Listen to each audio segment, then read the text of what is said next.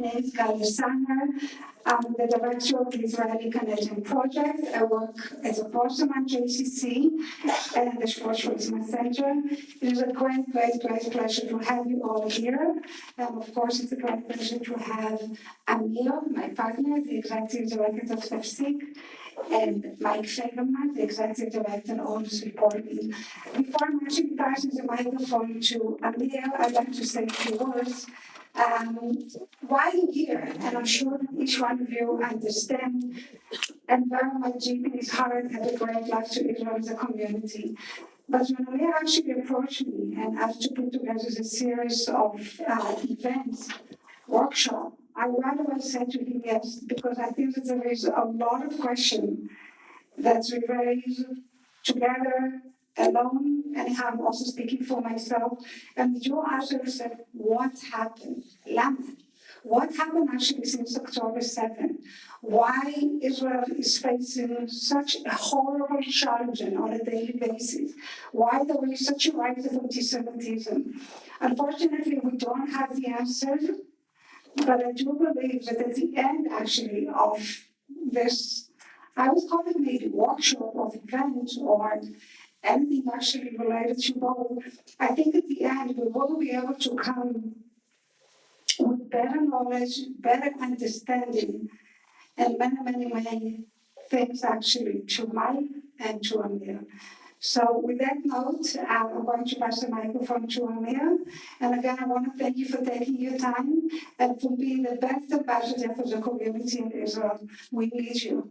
And last but not least, please say after me, I'm Israel Chai. I'm Israel Chai. Hi, everybody. My name is Amir. I'm the executive director of Tafsik. We've been around for how many years? 5 months total. And in that time, we've done a lot of work, very little sleep.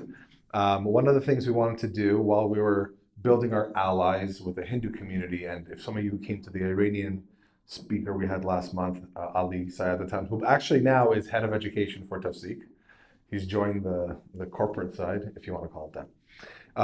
And one of the things we want to do is have these series of lectures with people who I think are really cool, because I'm the executive director and I can do whatever I want.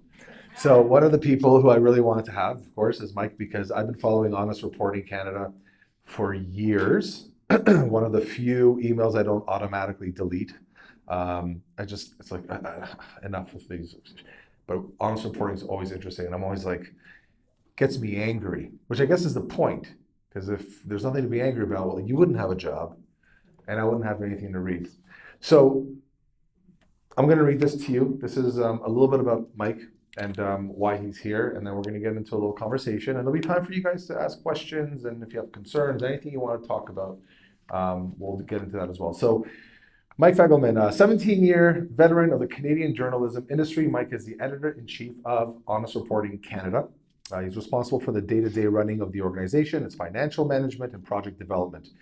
Mike's focus is on delivering efficiency, professionalism at HonestReporting Canada.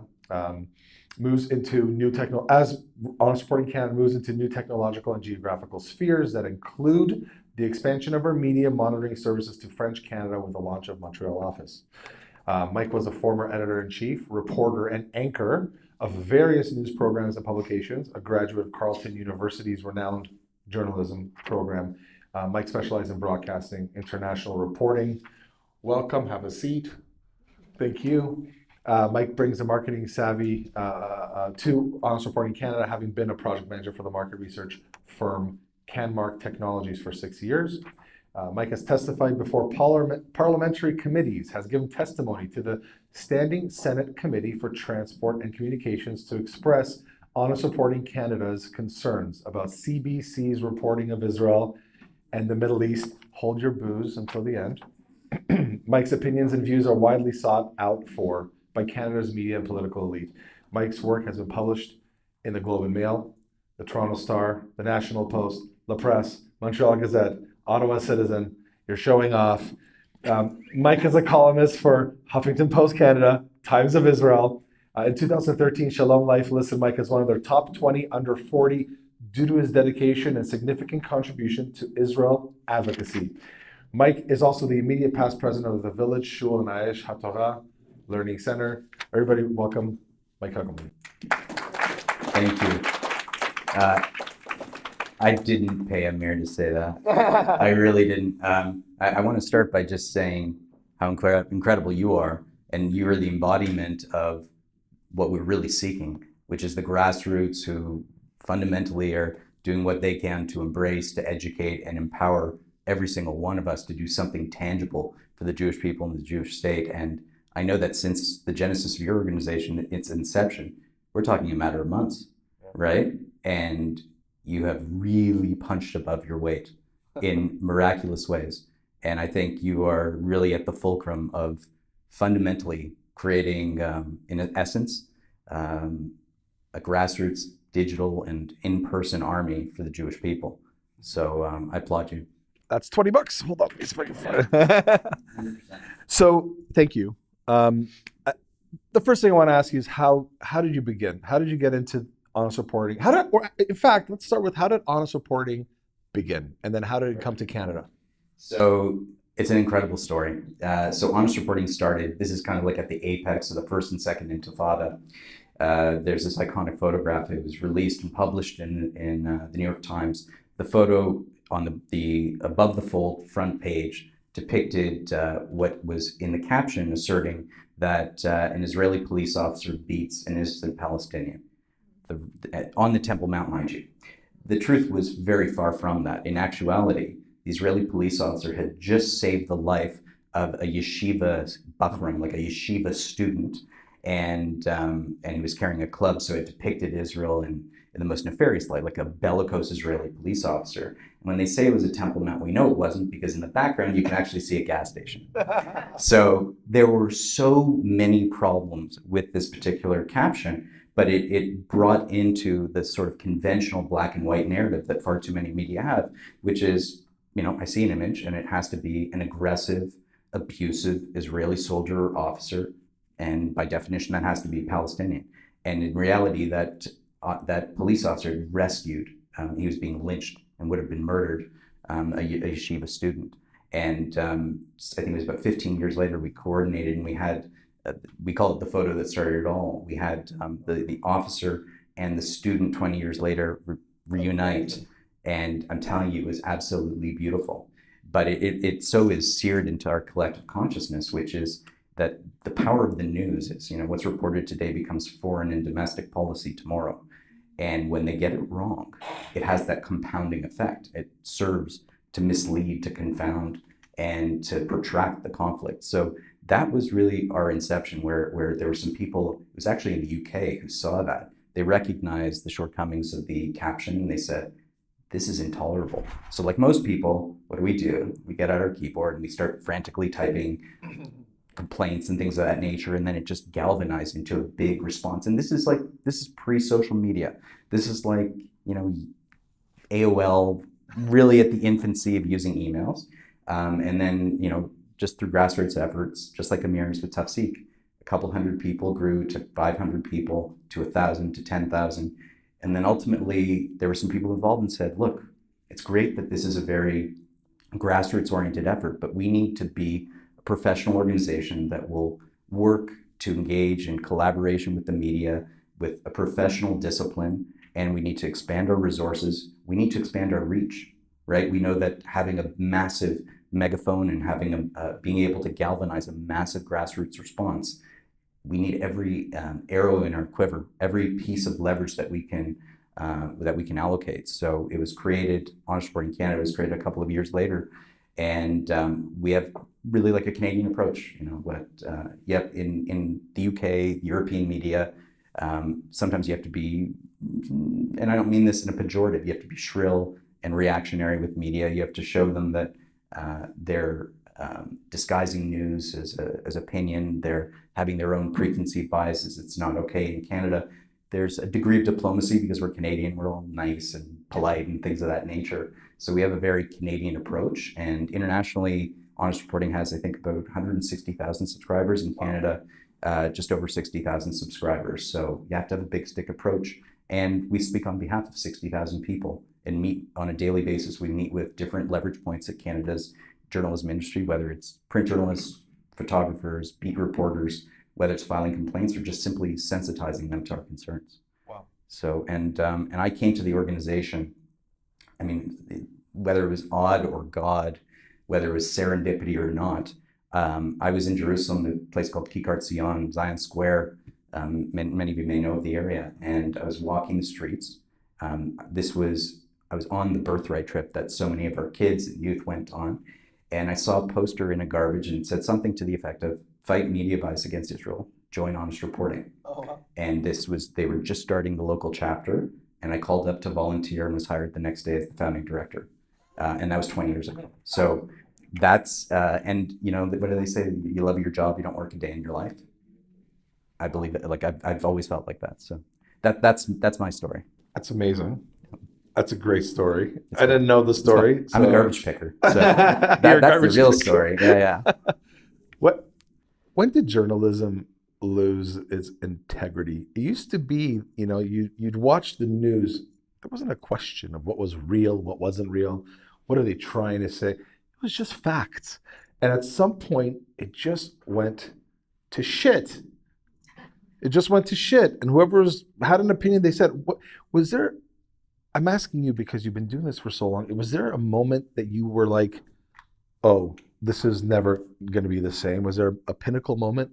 I mean, there's been so many of those pinnacle moments. I'm not going to lie to you.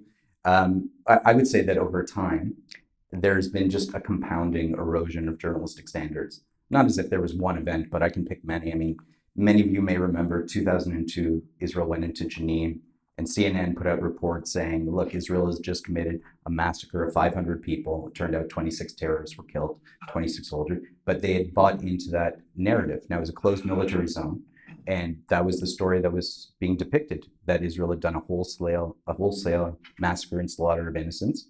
And what happened then, which is what is happening now, they take the words of fabricators, like complete liars, as if it's veracity, and are just frankly stenographers of terrorism.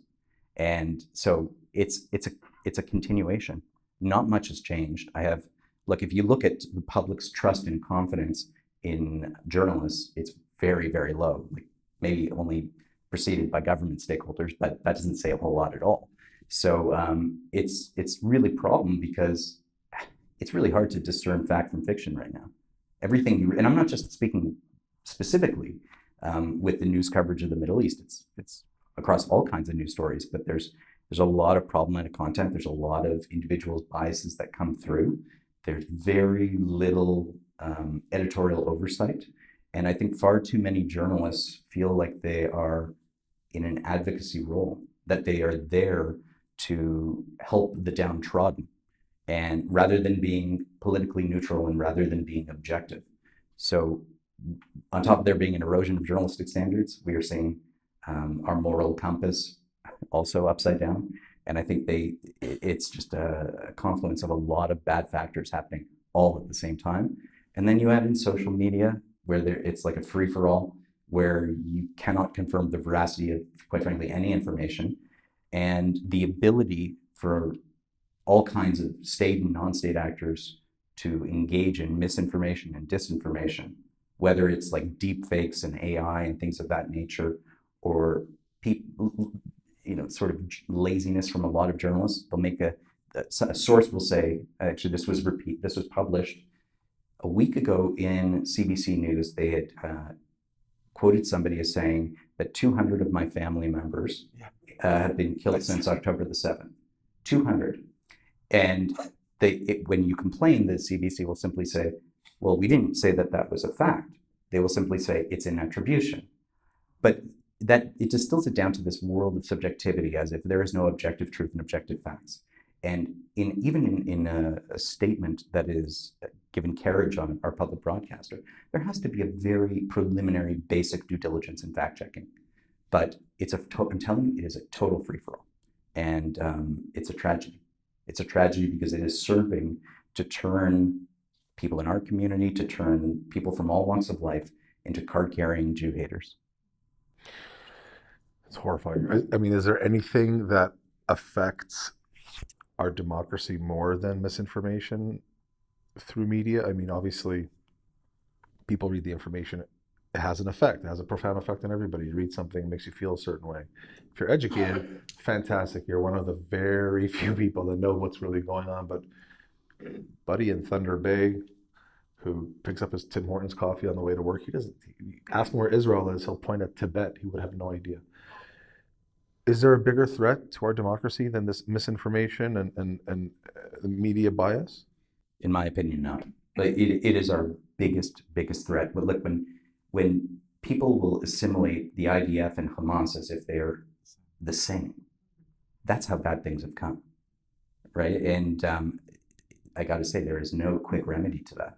Like, as much as we want to sensitize journalists to basic journalistic standards, far too many of them have an axe to grind. Like, they actually daily want to wake up and say, I don't like, I think we're going to do a story that frames Israel in a negative light, or maybe they're just intellectually lazy or lazy in general.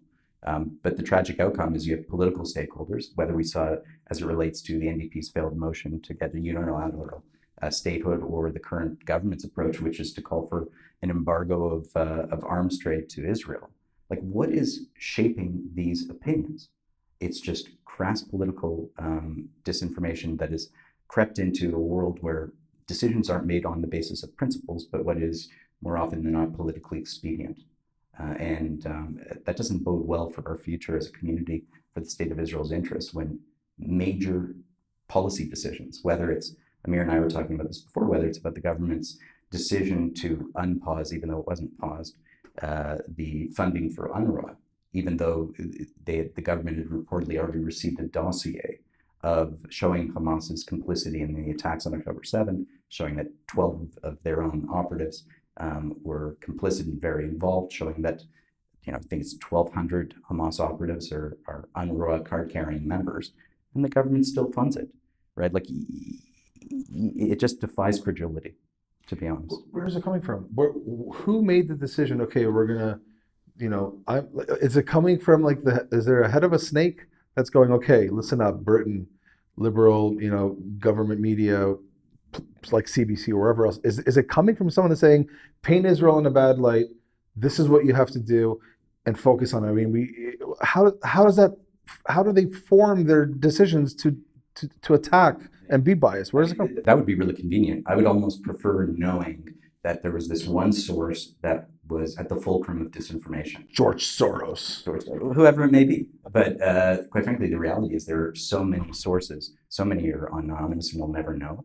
But it's, and in our community, we tend to want kind of maybe like a silver bullet strategy, where if we do this one thing, like so many people in the community, they're like, if we just explain that Israel, look, they're Hamas, they're embedding themselves with terrorists, we just need to say that. If we just say that one thing, then everything's going to be okay. But it's not. People, like, have you ever told somebody something that it's so factually true, it's so obvious, and then it just doesn't resonate, like they have intentional blinders on? A lot of that is happening. But in terms of a remedy or a solution, we need like a silver shrapnel strategy. Like, we're not going to be as a community effective if we do that one thing. We'll be effective if we do lots of little things, and each and every one of you take agency and ownership in accelerating on one particular file. That's where we can actually make an impact. And I would even say that's where we can learn from our detractors, where they get skin in the game, where, I think, not to knock community or organizers and individuals who engage in letter writing campaigns. I mean, I do them, but gone are the days where if we write a strongly worded letter, that's going to be satisfactory, right? Like, we are in a world right now where we have to seek consequences for hate mongers. We cannot be satisfied with simple slaps on the wrist. Like, we have to procure consequences. We have to work towards restoring deterrence. Why is Israel losing the media bias game? Why are they losing the PR game? We're one of the most technologically advanced, one of the most intelligent, advanced in medicine and everything, and they're still fighting a military war, whereas our enemies are fighting the optics war, and they're winning, and they're destroying us, and they're getting people who know nothing about Islamism to join them, even though it's at their own, detriment. Do you have any opinion on that? Why are we not focused on this? Why are we losing so terribly? Yeah. So, I mean, for me to ignore, one thing, I don't want to assign the situation simply by saying it's anti-Semitism, right? But I can't also discount that it isn't. When Israel is held to a standard unlike any other country in the world, right? When we talk about, for example, the casualties in Gaza, by the way, let's just focus on that for a second, right? Reportedly 34,000 Palestinians have been killed since October the 7th. When the media don't do their due diligence and ask, okay, what's the breakdown of combatants versus civilian breakdown? Because they don't, because Hamas doesn't provide it. They, it's funny because Hamas will say that there are those casualty totals, but you ask them, okay, how many Israeli hostages are alive and where are they? They can't do a tally, but within the minute of an airstrike, it was 150, we know, and they were a majority children and women, right? So far too much is put on those lies that, light travels around the world, and the truth is putting its shoes on. And people aren't doing the veracity and doing those kind of checks. They're not asking, well, okay, let's just even say, by the way, let's just accept, if we will, that Hamas's numbers are accurate at 33,000. Even at that, with Israel saying that they've killed 14,000, that's basically a 1 to 1.3 ratio of combatant versus civilian casualties, which is untold in the history of modern warfare, where the traditional ratio is basically 1 to 9. 1 to 9. So thinking about, I mentioned Israel's held to a unique singular standard, double standard, however you want to call it, right? You talk about the American forces, British forces fighting in Afghanistan, in Mosul, Raqqa, anywhere. There are civilian casualties, right? War is ugly, it's disgusting. And oftentimes I will ask, when I have journalists who will say to me, why is Israel doing this? I always say to them, can you suggest to me, please, what is an alternative? And they never have an answer. But to your bigger question about why Israel is losing the media war, if you want to call it that, one I would say is it's kind of a war of attrition where we're trying to make incremental gains, but it's a war where it's based solely on images. So on that basis alone, and I understand what Israel's trying to do because it has a closed military zone where journalists are not allowed into Gaza, one, primarily to safeguard their safety. But the consequence of that is, well, if you've ever seen a TV report or a newspaper report, have you ever seen a picture of a Hamas terrorist? You've almost never seen it. One, because we know that they use civilian fatigues, and they blend in, they don't wear uniforms. The other is, people who are in there who are actually staging the news. So where you have cadavers and fake bodies, when you have stories like, for example, Israel is being depicted as committing a genocide and using starvation as a weapon, right? Totally unfounded. And by the way, every accusation that is leveled against Israel is obviously it's a complete falsehood, but it's like, what's that line? You point a finger at somebody, 3 fingers point back at you.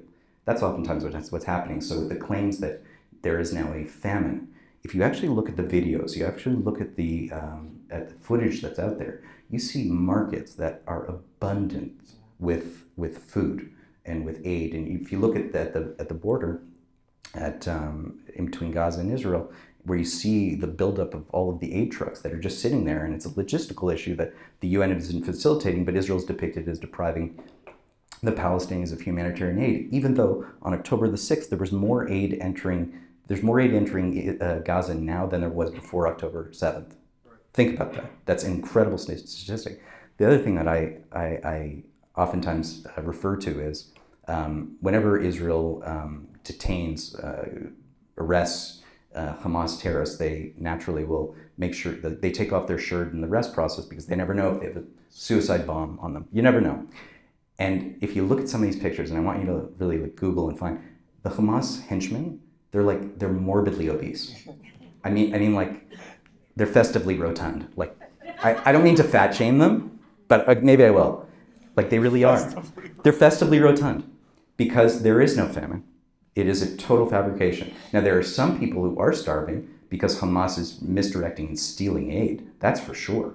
But that's not getting out there. So when there are videos out there, and they're out there, but the media aren't covering it, you see these aid trucks with Hamas terrorists with guns on the very top, and they've commandeered the aid. There's a video that the Israelis released the other day, which showed a beach in Rafah, where you see thousands of Palestinians enjoying swimming on the beach, right? This is a nation that's committing a wholesale slaughter, an intentional wholesale slaughter of innocents. It's just, but yet the Western world just buys it hook, line, and sinker because they see images of suffering that are being, it's called Pallywood, if anyone's ever heard of that term, right? It's kind of like the takeoff of Hollywood, that there are actual people who are complicit in the news process in Gaza and elsewhere, even in Lebanon with Hezbollah, who are staging scenes. They're telling people, partly through duress and persecution, that if you don't say that, this happened, X, Y, and Z,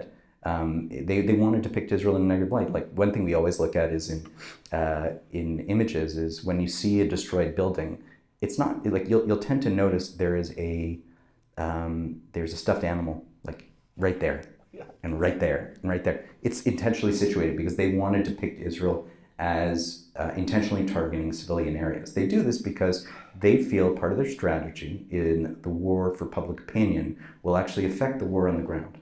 They know that if there is enough opprobrium, enough pressure, it will cause the Israelis to perhaps pull back, which will allow them to continue to be entrenched.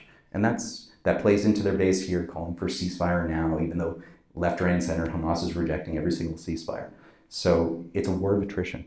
I would even concede, to a degree, it's a war that we are likely destined to lose, to a degree.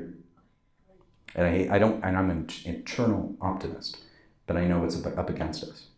Is there something we can do to fix it? Like, what can we do on our own? I mean, absolutely. Do we just lie? Do we just say, you know what? Nobody cares about the facts. Just say Palestinian men are eating babies. Like, just say anything because anyone will take it and just say that's what it is and they'll post it. Do we lower ourselves to that level? I don't think we need to. I think the facts speak for themselves. And in terms of your role, like this is where we all have that opportunity. By the way, I mean, my team, we're a team of 5. And by the way, I'm really happy to see our director of operations is here, Molly Morris. If you could put up your hand, sorry to put you on the spot. Molly is amazing. I'm really pleased to see her here with her husband, Joel. Amazing. She is amazing. We're a team of 5 and we punch above our weight and we have skills and we have knowledge, but there is nothing proprietary in what we do. Every one of you can replicate what we do. And if you are, for example, on social media, which is the most democratic thing you can access, you have the fundamental power to reach the masses in incredible ways. There's a gentleman in the back, I'm going to point him out, his name's Daniel Boardman, who's amazing, and he's killing it on social media. He puts up a post, and it goes viral, and millions of people will see it. Now, Daniel's smart, he's savvy, but it costs nothing. It costs nothing. So the beauty of social media is, right now, legacy media, like the mainstream media, the Globe and Mail, Toronto Star, etc., to a degree, it's on the decline. Its reach is on the decline. There's consolidation. There's its solvency. There's all those kind of things. Whereas even for my son, who has he has a TikTok account for basketball, he's getting viewership that eclipses CBC Radio at times. Wow. Think about that, right? So if we have the opportunity, if we have the agency, we have the potential reach by just using things that are all accessible to us. Now, there's going to be your cynics who will say, look, you're going to get into Twitter. It's an echo chamber, right? There's a herd mentality that takes place. Get in there. You can affect. There are things that I've read, things that I've seen on social media that have caused me to think and learn something new. I refuse to accept that we shouldn't be in those spaces where we can certainly make inroads. So it's not a fait accompli. There is absolutely every opportunity. Are there certain social media platforms that let me rephrase. I'm on Twitter, we're on Instagram, we're on Facebook. I killed TikTok because I had read a report that a new user on TikTok, 7 out of 10 of the posts will be anti-Israel, anti-Jewish, without any algorithms reading what you're interested in. So imagine you go on without, it knows nothing about you, blank slate. And out of the first 10 videos that you scroll down, 7 of them are against Israel and Jews. So I'm like, this is a battle that there's no way we're going to win. So I just kill it all together. Do you think is there a hierarchy of stay away from this one, or even put that much more effort into that one. How do you see that? Well, I mean, as far as I'm concerned, we need to be in every single one. We need to have our narrative out there. We need to have our voices out there. Look, we're trying to control the narrative for legitimate reasons. There are some social media platforms, in my estimation, that have diminished standards. There are some that are more sensorial, that will purge your content. There are others that it's a total free-for-all where you could learn how to go for the jugular of a Jew by going on Facebook and elsewhere. So it's a real problem. My experience is that, unfortunately, and I think this is for regulators throughout the country, that there isn't a drive for social media platforms to really monitor the toxicity, the sort of sewer that exists on their own platform. It's also, for scale, it's impossible. It's just like there's too much content out there for it to be a physical monitoring of the toxic bigotry and the xenophobia that's out there. To a degree, it's almost algorithmically based, where they will, by keywords and by detection with AI and things of that nature, they will purge content. And there's a lot of false positives. Like, some of our content is taken down. The perfect example I use, there's an organization you may know of. It's called Palestinian Media Watch. And what that organization does is, when you've got a mufti in Gaza or the West Bank who is going up in front of their congregation calling for Israel's destruction, decapitation of Jews, this organization puts up content to expose the hate, but then gets flagged for exposing the hate as if they're the purveyors themselves. So it's very tricky. It will likely ultimately require government to do some kind of regulatory intervention. Until the bottom line of social media outlets is actually imperiled, will there be probably any change? Until there's a punitive consequence, I'm not optimistic. I'm just not. But I also am not of the mindset that on the realm of social media, that to affect change, you should have a reactionary posture. Meaning, if you see something on Instagram that you don't agree with, well, free speech first off, but you're not going to try to get them taken down, right? We have to be, in nature, the best defense is a strong offense. We have to be offensive with all of our messaging, with all of the vehicles that we put out. And our messages should resonate. Like, I totally disagree with anyone who would suggest that we should fabricate news on our own, because the facts should speak for themselves, and they should really speak stronger than any of the falsehoods that are out there. I agree. How important is it for Honest Reporting to be seen outside of the Jewish community? And what effect have you had in other communities? Is it reporting in different languages yet around the world? Can you tell us a little bit more about that? Yeah, it's absolutely important. And I say this speaking at the JCC. I recognize that. We need to not, and I'm speaking, I hope not monolithically, we as a community, it's not homogenous, but we cannot speak to the choir and converted. We all know that. Our goal is what we regard as getting to the movable middle. The 80% who don't have skin in the game are naive and ignorant, but I don't say that in the pejorative, not with judgment, but just simply I don't know the issues as it relates to North and South Korea, or I don't know a deep dive about some really protracted issues. And that's where I would suggest that if we as a community are going to make any kind of inroads, it's in dialogue with people who are not our detractors, they are not our cheerleaders, but the people who are open-minded, not who have ideological blinders, but those who are willing to have a conversation. And if I were to be so bold as to challenge every single one here, my challenge for everyone would be to say, take 5 minutes every month and have one conversation for 5 minutes with somebody not connected to our community, and just engage in a dialogue. And you would be surprised at how powerful an effect that will have. You don't have to write an 800-word essay. You just have to have a conversation with your pharmacist, your doctor, your dog walker, your babysitter, something to that effect. And it could be as innocuous as just saying, hi, I'm a Jew, or I'm a supporter of Israel, and I believe in Zionism. I believe in the Jewish right for self-determination in our ancestral homeland. We have to have conversations. We also have to be in areas that will be uncomfortable. We cannot be afraid. We cannot cower. We cannot be feckless. I hear stories I'm going to take off my kippah, I'm going to take off my yarmulke. We have to put on 2 kippahs. We have to put on, we have to get out there. Our brothers and sisters in Israel on the front lines getting grenades thrown at them. And we're worried that somebody's going to offend our sensibilities. We have to have conversations with people. We have to get out there. I don't know how familiar everybody is with AI and how it's kind of growing at the fastest rate you can imagine.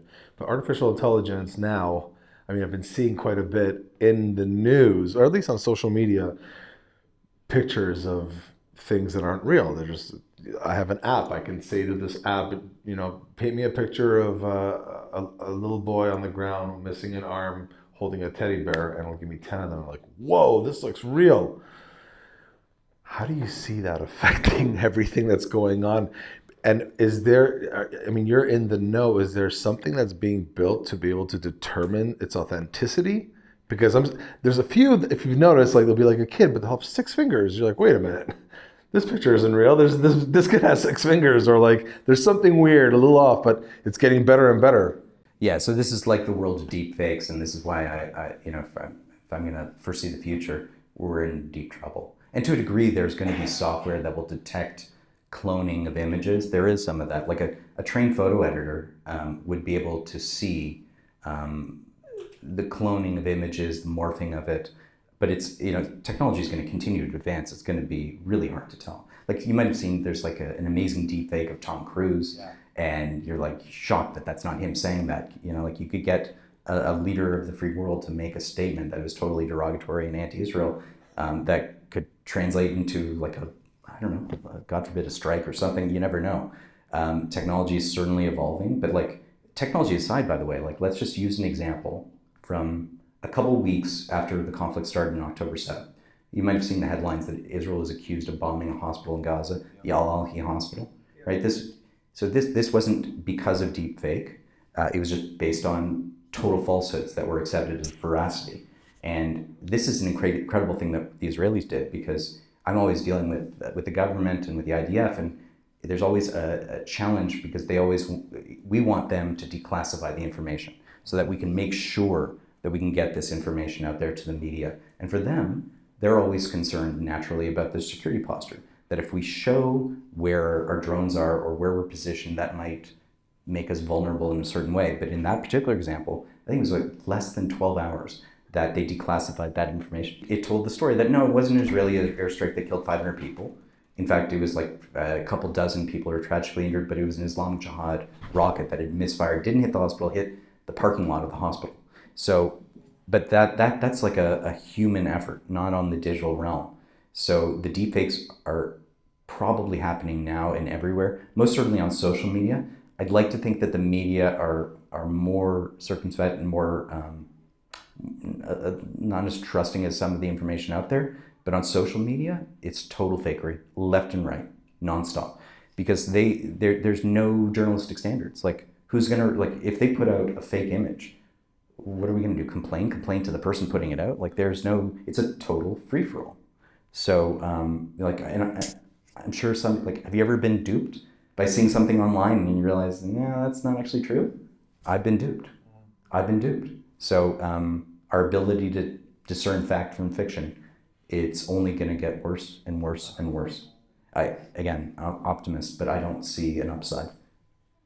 Is there something the government can do in order to protect the integrity of even if not? I understand what you're saying. Social media, there's no real. You're not a journalist. You can say whatever you want. There's always going to be evil actors and bad players. Look, like there's a lot of reports about foreign interference, which is a very contemporary issue in Canada. There's stories about vote rigging. There's stories about how there are bot farms. There are buildings where in each office in a building you'd have like 1,000 cameras that are automatically clicking likes and shares to rig the algorithms, right there. And there's a lot of this is happening in Russia and China and elsewhere. So, whether this has to be, like, these are all governments, right? I don't think this is all, just professional activists. Is the remedy to that other governments have to counter? Probably. It probably has to come to that. Bringing it back to Canada, what are the worst, most biased news organizations, whether it be newspaper, television? I mean, CBC is obviously it's got to be at the top. But what are the 5 that you would say these are the biggest problems in this country? Yeah. So, I mean, I would say CBC, but you have to break it up because there's CBC English, CBC French language. Like yesterday, we had a meeting with CBC because they were regarding supporters of the Palestinian movements as being resistance. They were like the description that our public broadcaster, again, our tax dollars is saying like these are resistors, as if like it's a euphemism that resistance by definition is legitimate. So that's our public broadcaster, right? And it's just wall to wall, really critical coverage. They had CBC 2 days ago had a radio broadcast with an anti-Israel detractor. He's a former, I think he's an anesthesiologist at the University of Ottawa. His name is Yiping Yi. You might have seen him. He's a big time propagandist. He went on the radio show and he was talking about how Israelis in Gaza hospitals are summarily executing Palestinians, right? Summarily, what does that mean? Like literally point blank range. Is there any truth to that? Absolutely not. Not at all. And the CBC is duty bound to ask those kind of challenging questions. Not at all. It was just spoon fed and at the end said, wow, those are quite the observations. Thank you. Like it was a total platform and a soapbox. So CBC most certainly is right up there. Right behind CBC, I would probably put the Toronto Star. After the Toronto Star, I'd probably put the Globe and Mail. Then you get into specialty papers. I'll give you an example of a media outlet in French Canada, which is called La Presse. It was a matter of weeks ago that we have a Quebec region director. Her name is Jade Levitt, and she spotted a cartoon that depicted Israeli Prime Minister Netanyahu as Nosferatu, akin to the 1922 silent film depicting Nosferatu as sort of a blood libel, a Jew, the most recognizable Jew in the world who sucks the blood of Palestinians. Long right? fingers and long fingers, exaggerated nose, a vector of disease and crepulence and like sucking blood. The pace of coming up, like it's the perfect blood libel, and that was published by La Presse, and it is just shocking as you can imagine. Like this is something you expect to see in Der Stürmer, not in La Presse, but there's obviously a resurgence of that. So when we talk about what is innocuous and what is malice, like this is very clear. Like this, there's egregious and then there's like some pretty parv stuff. This was as bad as it gets. And our community complained, our organization complained, the publication did apologize profusely. The president called me and personally apologized, which was incredible. And the explanation that I was given was there was a number of senior editors that were not around because they were on assignment or doing other things, and it slipped through the cracks. I'm sorry, but like that just doesn't happen, right? So it shows that there's certain sympathies. At the very least, the caricature, the cartoonist, for whatever reason, thought it was reasonable to depict the leader of the Jewish people, certainly in Israel, as being a blood-sucking vampire, and that was permissible. And for him to not know the entrenched anti-Semitic, anti-Jewish tropes for such a caricature, it either shows ignorance or malice. And you can accept the explanation of the publisher and the president, or you can't. But imagine how many people saw that cartoon and thought, okay, they'll almost double down with their hatred and their venomous animosity. So French Canada is pretty bad. Amir, to your question, it's really, really low journalistic standards. Some media outlets are very cooperative and we give the benefit of the doubt and they're going to take corrective action. Others, it's kind of like window dressing of accountability. There's a lot of that. So yeah, those are my top 5. Oh God. Okay, and opposite. So first of all, I hope you guys are paying attention. Don't watch the CBC. Don't buy the Toronto Star, right? Like, don't aid those who are trying to ultimately destroy us. And then the opposite, what are some media outlets, besides Honest Reporting, of course, which I'm hoping everybody subscribes to because it's fantastic. What other outlets are there that are local Canadian outlets that, this is pretty good news, but also like the standard of journalism being good? Yeah. Are we talking just about Israel and Middle East or just across the board? Specifically Middle East, someone is lighting on fire, by the way, okay?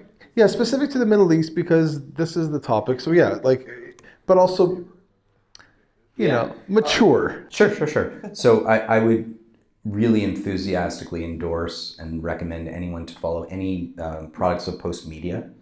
So that would either be the National Post, that would be the Toronto Sun, that would be the Montreal Gazette, the Ottawa Citizen, both on the reporting and on the commentary level. So And I should also say one thing that we look at is not just individual biased reports, but we look at the totality of coverage. So that oftentimes they'll say to us, look, we had that piece, but we have to look over time. Like we have to say, you can't just say that we didn't balance it out over time. So we do long-term pattern analysis and bias studies, and we give the benefit of the doubt where we can.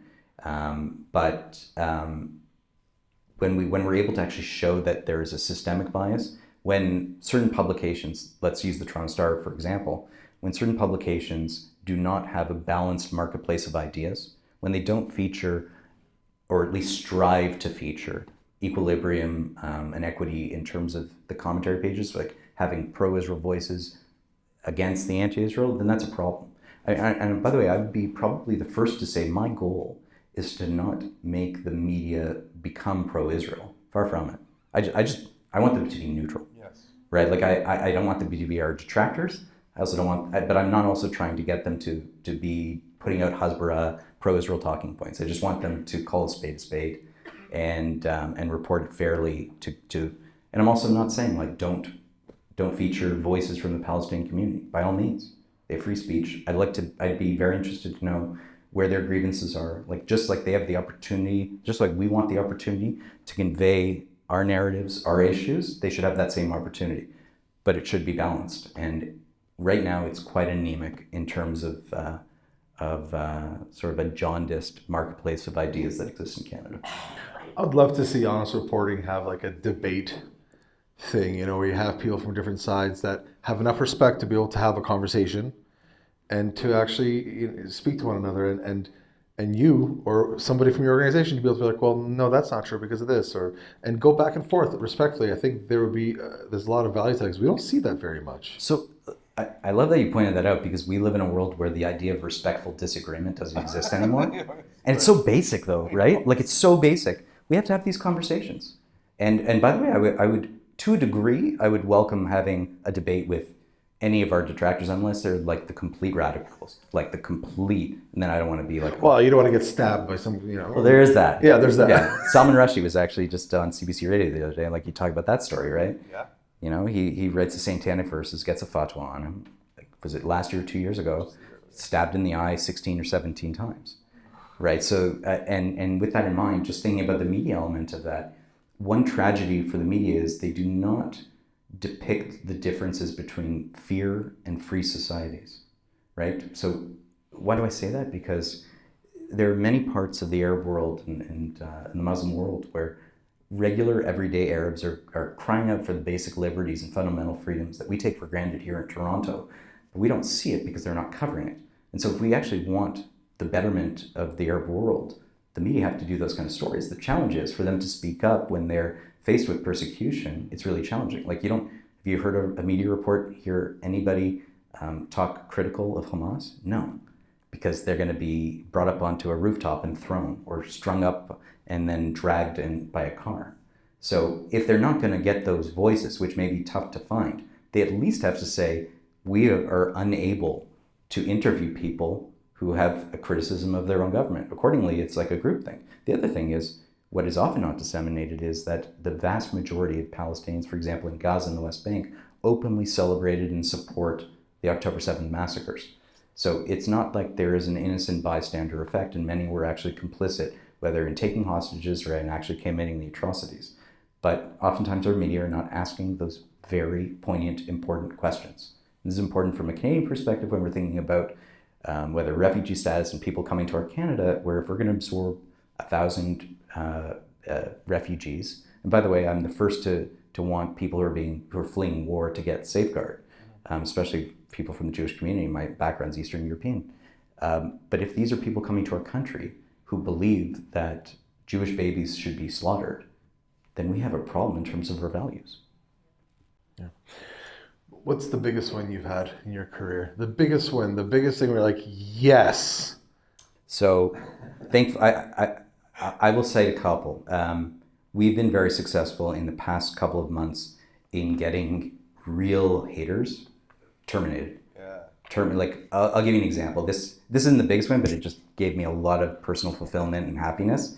We were dealing with CTV, and they had they had a journalist in the East Coast who through our investigations, we found out that not only was she a radical anti-Israel detractor, she was openly calling for Israel's destruction and organizing anti-Israel rallies, right? Like, this is like, we talk about how they're supposed to be objective and professional and neutral, all those kind of things.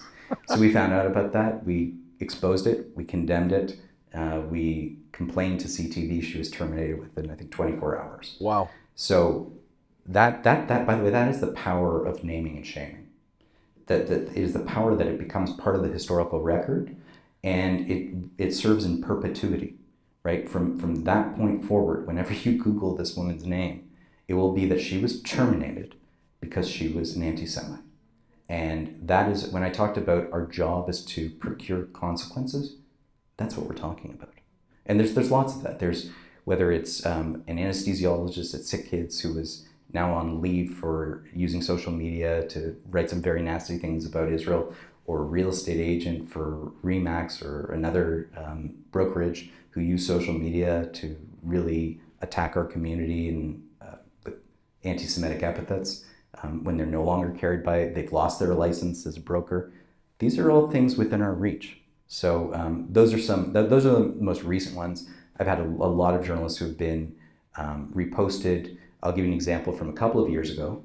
There was about 500 or 600 Canadian journalists, card-carrying members from Globe and Mail, CBC, CTV, lots of different companies, who signed an anti-Israel open letter claiming that Israel is committing ethnic cleansing, apartheid, genocide, they were war criminals, all kinds of things of that nature. Again, journalists are supposed to be politically neutral, and on the basis of our complaints, those journalists heretofore till present day are forbidden from covering Israel in the Middle East because they have gotten skin in the game. They have become partisan, in as much as you would never allow a Globe and Mail journalist to pontificate or to advocate for the conservatives over the liberals, or liberals over conservatives, or NDP. Like, you cannot, like, if you want to be a pundit, then you be a pundit. You be on the opinion pages. Your job is to see something and report it as it actually happened. So those are some wonderful memories, and knowing that some of the benefit of that was sometimes we don't know what's in the heart and mind of some of these people. Sometimes we think that they have a proclivity towards bias. In this situation, they put pen to paper and they signed their name behind it, which was great.